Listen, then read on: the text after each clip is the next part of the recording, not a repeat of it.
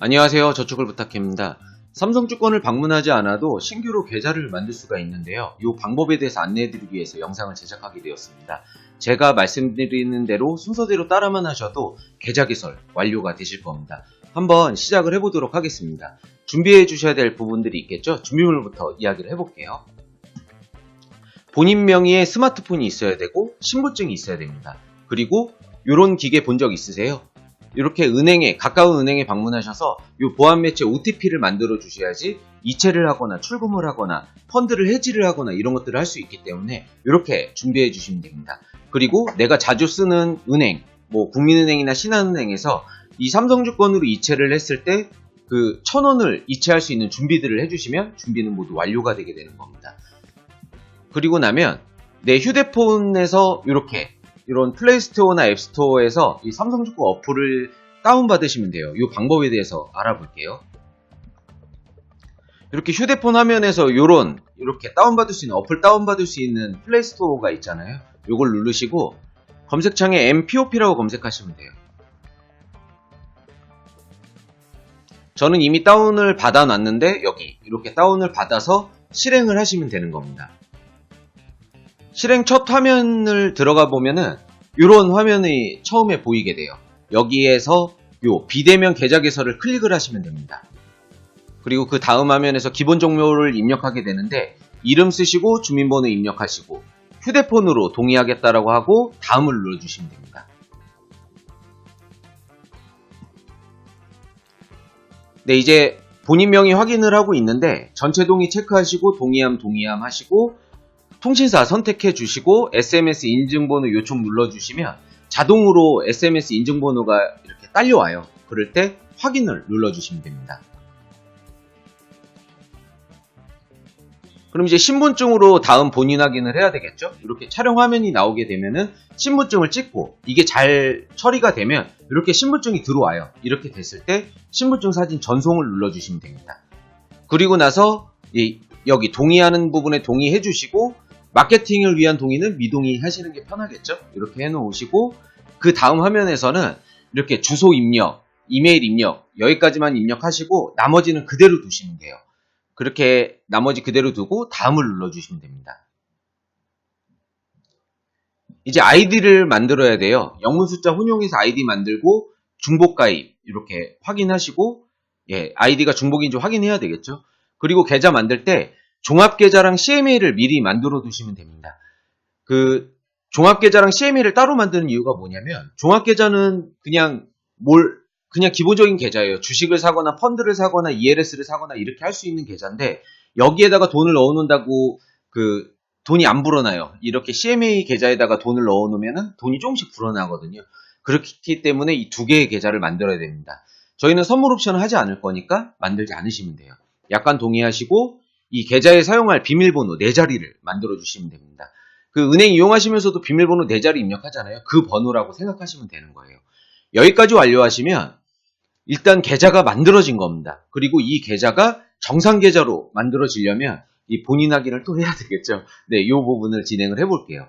삼성증권을 방문하지 않으니까 이렇게 1,000원 이체하는 걸로 타기관에서 1,000원을 보내는 걸로 본인 확인을 할 거예요.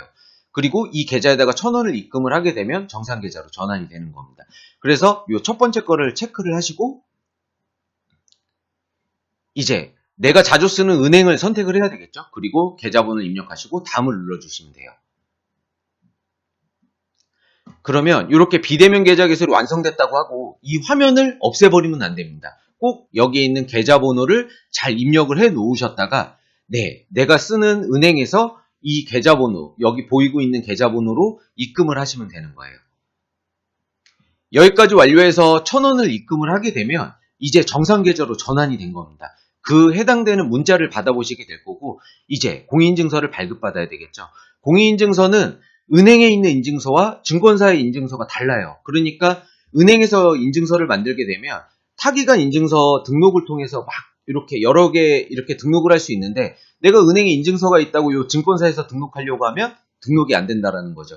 그래서 내가 만약에 다른 증권사에서 공인인증서를 발급받아 놓은 게 있다라고 하면은 그 타기관 인증서 등록을 하면 되는데 그게 아니라 나는 전혀 그런 게 없다라고 하면 공인인증센터에서 신규 계좌, 아니, 신규 인증서를 발급받으면 되는 겁니다. 이 공인인증 센터를 클릭을 하시면 되는 거예요.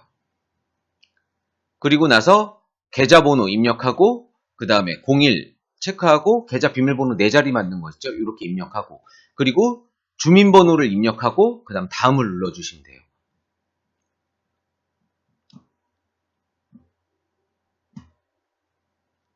그리고 여기 생년월일 입력하시고, 그 다음 휴대폰으로 인증하면 되겠죠? 휴대폰 번호 입력하시고, 여기 체크를 클릭하시고 확인을 눌러주시면 됩니다.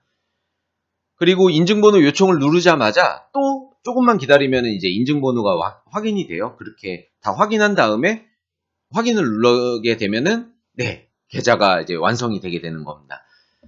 자, 여기까지 만들어 놓으면 이제 그 OTP를 등록을 해야 되겠죠? OTP 등록하는 방법에 대해서 알아볼게요.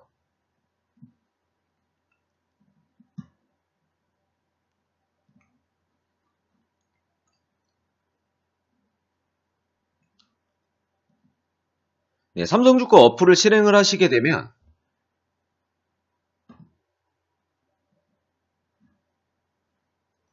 왼쪽 하단 네모에 로그인을 누르게 되면 이제 로그인을 할 수가 있겠죠? 로그인을 한번 진행해 보도록 하겠습니다.